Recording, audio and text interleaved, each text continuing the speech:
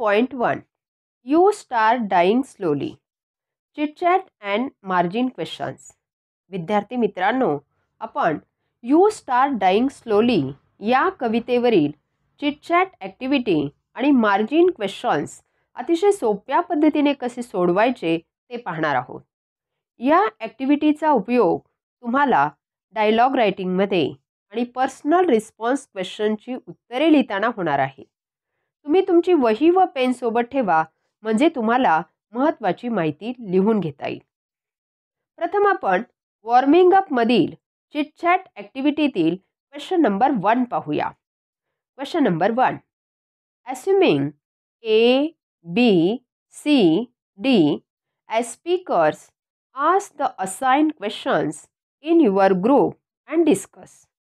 दिलेले प्रश्न तुमच्या गटातील 4 वेगवेगळ्या विद्यार्थ्यांना विचारा व चर्चा करा. प्रथम आपण ए कॉलम मधील प्रश्न पाहूया. Number 1. If you do not study well, what will happen? जर तुम्ही चांगला अभ्यास केला नाही तर काय होईल? We will not perform well in our exams. We will fail in our exams. If you do not participate in school activities or games. जर तुम्ही शाळेतील उपक्रमामध्ये किंवा खेळामध्ये भाग घेतला नाही तर काय होईल? We may become lazy and dull. We will miss out on all the fun. आता आपण बी कॉलम मधील प्रश्न पाहूया. If you wake up late on a working day. जर तुम्ही कामाच्या दिवशी उशिरा उठले तर काय होईल? We will be late for everything. We will be bored all the day. If you ignore a friend in need. जर तुम्ही मित्राला गरज असताना त्याच्याकडे दुर्लक्ष केले तर काय होईल? We will lose a friend. Our friend will feel sad and upset.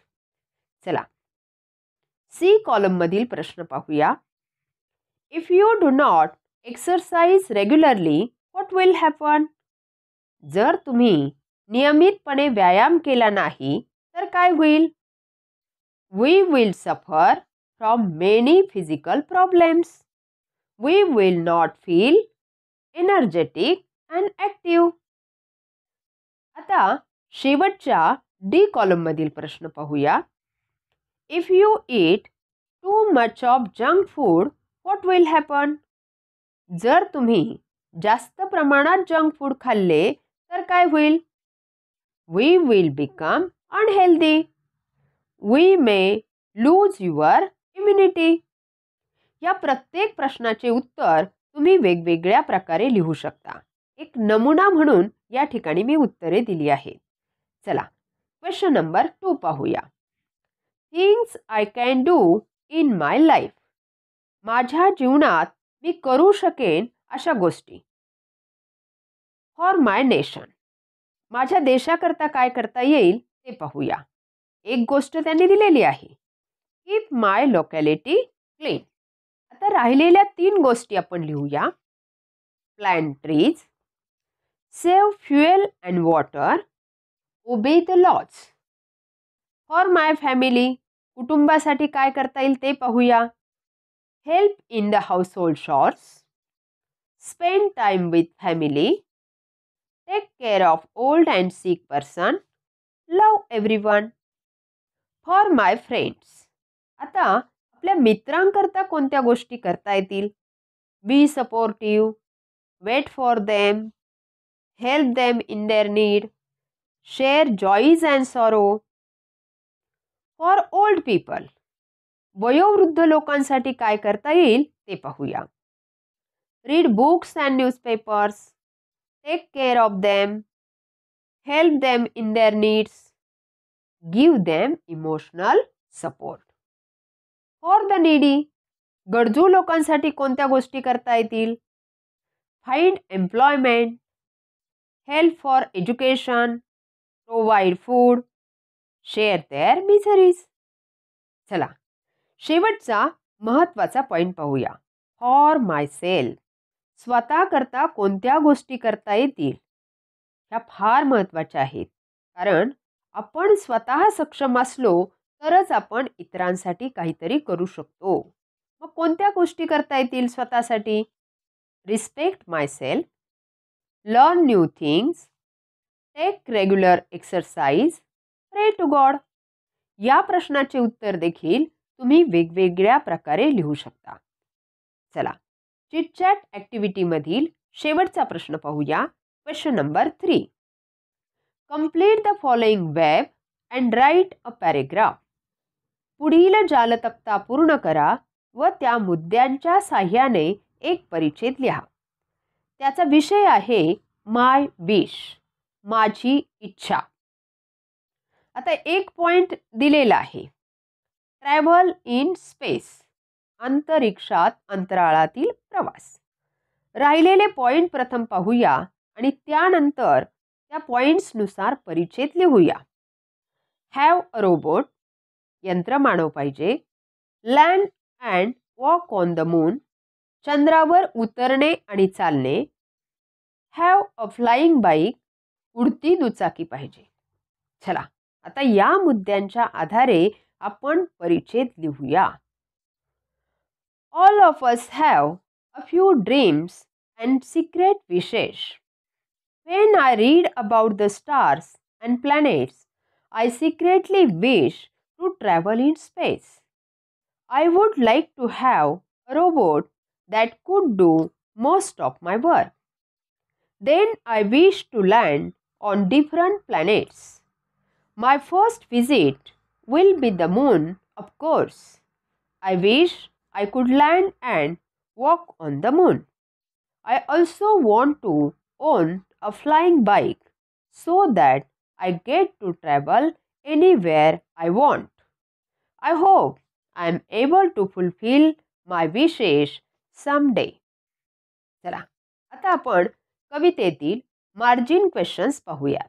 Question number 1. What things can lead to slow death? कोणत्या गोष्टी एखाद्याला आनंदी जीवन संपवण्याकडे नेऊ शकतात? The things that lead to a slow death are as follows. Not changing the routine, not appreciating oneself, not loving your job, living a dull life without any fun, not allowing others to help you.